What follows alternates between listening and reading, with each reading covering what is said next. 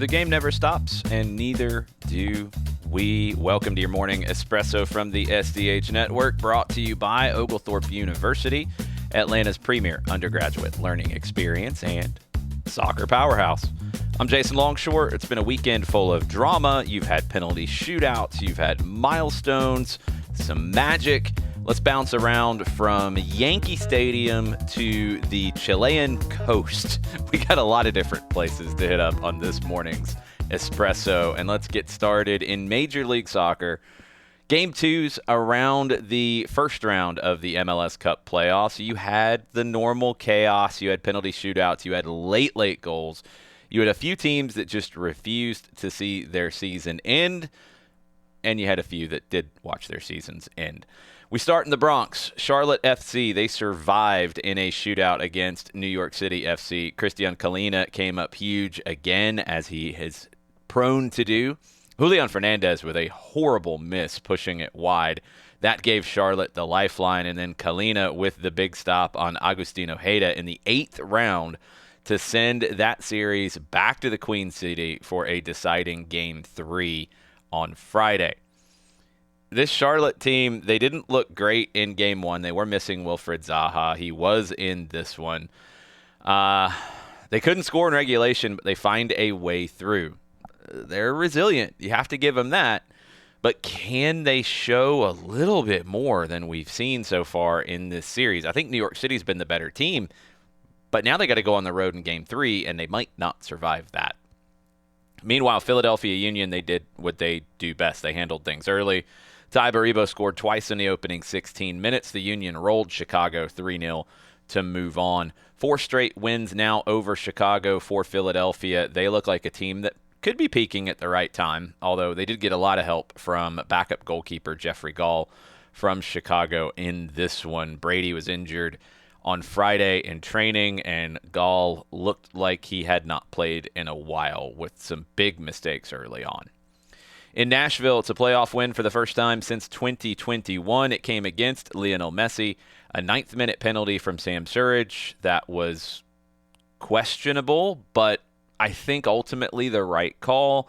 There was contact, although Surridge did the thing that I hate that gets rewarded, where an attacker pushes the ball far away from goal, just looking for the contact, dragging the legs. He did. He found it. There was contact. It's a penalty. You can give it.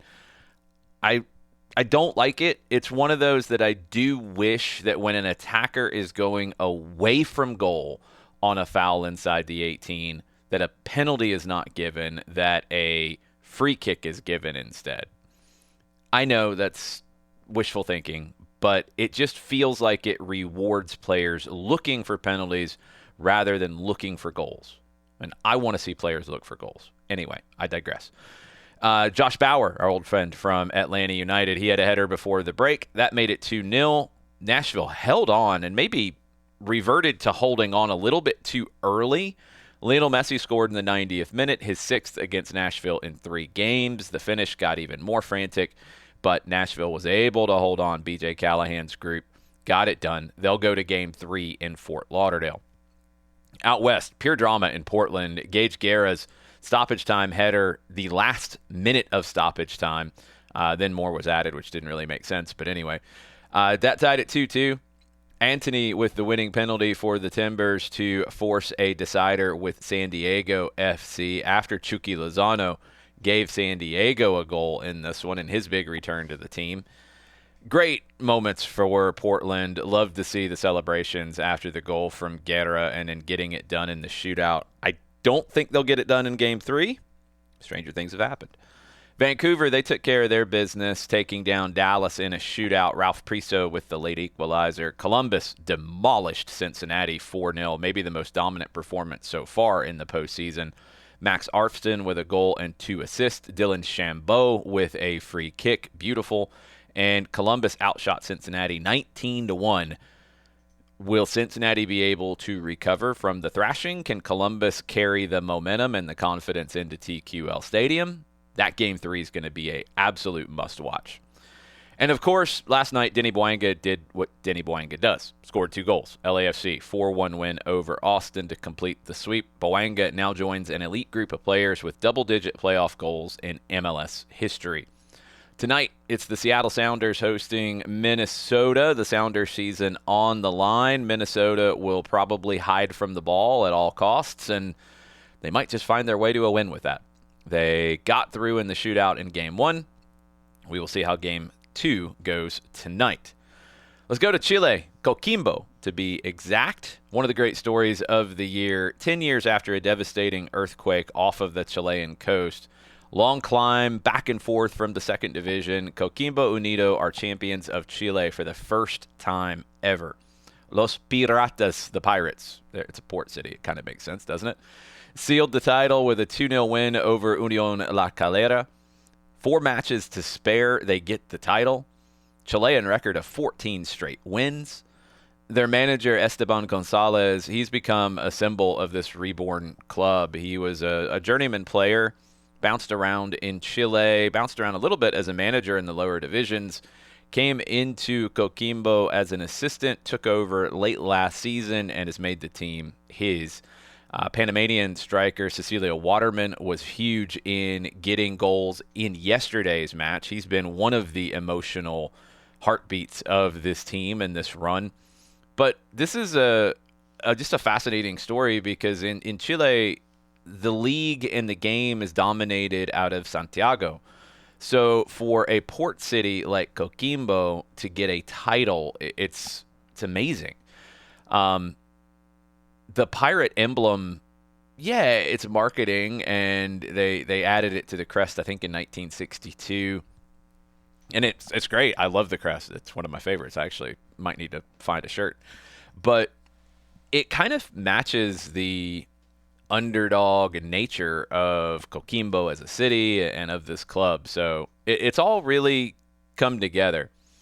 Gonzalez talked about it afterwards, and he said in Spanish, "We're moved by everything we're experiencing. These players are tremendous. What they've done in the second half is impressive. It's shattered records and statistics. They are just champions."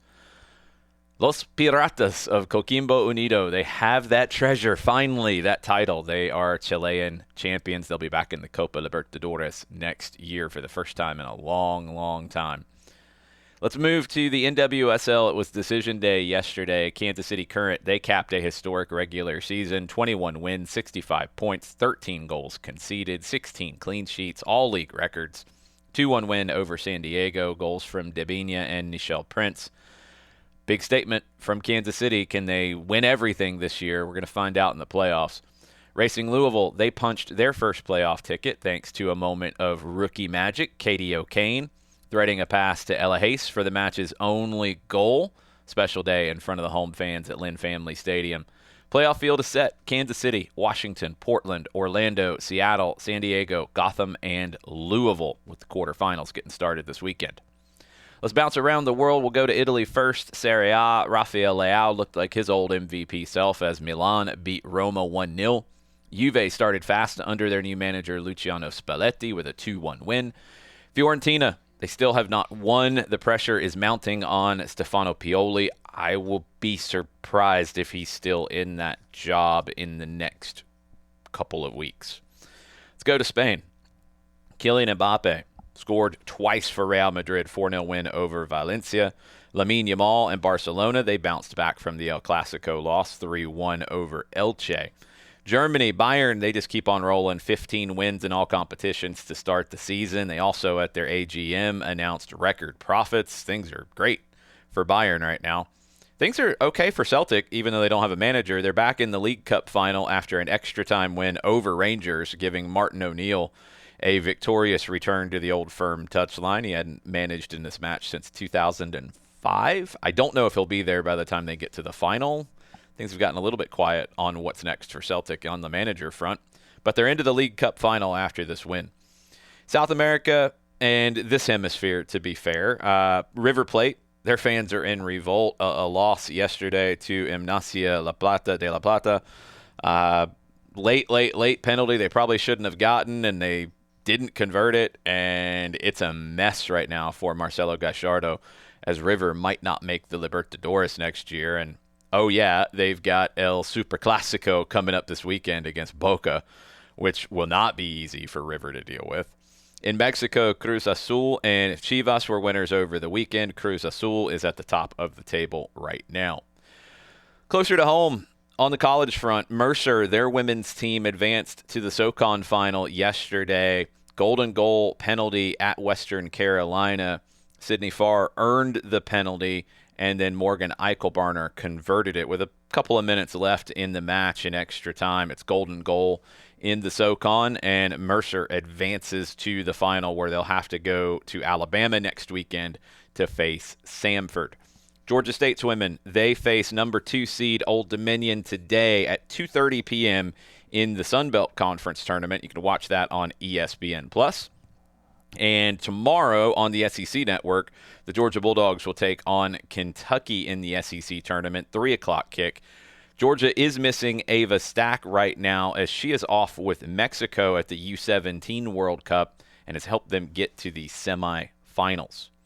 Some odds and ends before we wrap up this edition of the Morning Espresso. Wolves, they fired Vitor Pereira just 45 days after extending his contract. I mean, can anybody see that and say that's a club that really knows what they're doing? Can anybody see how this has played out and say, that's somewhere I want to go? Those people, they got it on lock. They know what's going on. No, they don't. It's a mess. Why did you extend his contract, first off, when it wasn't going well? And second, why do you do that and then fire him? Like, I know, okay, they can say, well, we don't have to pay out his entire contract because we had all these clauses in it.